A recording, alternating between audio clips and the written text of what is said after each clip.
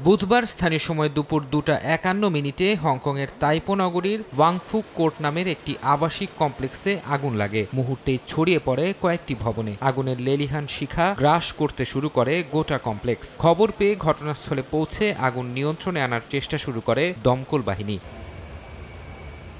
আগুন নেভাতে মোতায়েন করা হয় প্রায় 1000 খানেক দমকল কর্মী। অভিযান চালিয়ে ভবনগুলো থেকে বেশ কয়েকজনের মরদেহ উদ্ধার করা হয়। আগুন নেভাতে গিয়ে দমকল কর্মী নিহতেরও খবর পাওয়া গেছে। অগ্নিকাণ্ডে আহত ও দগ্ধ কয়েকজনকে নেওয়া হয়েছে হাসপাতালে। অনেকে এখনও নিখোঁজ থাকায় হতাহতের সংখ্যা আরও বাড়তে পারে বলে আশঙ্কা করা হচ্ছে।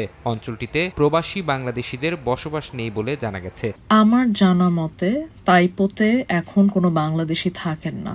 বিগত কয়েক বছরে তাইপোতে থাকলেও এই বছর থ্যাঙ্কফুলি কেউ ছিল না। ভবনগুলোয় সংস্কার কাজ চলায় বাইরের দিকে বাঁশ, নেট ও পলিস্টাইরিন বোর্ড দিয়ে ঘেরা ছিল। বাঁশ ও পলিস্টাইরিন বোর্ডের কারণে আগুন দ্রুত ছড়িয়ে পড়ে বলে জানিয়েছে হংকংয়ের দমকল বিভাগ। অগ্নিকাণ্ডে জড়িত সন্দেহে কয়েকজনকে আটক করেছে পুলিশ।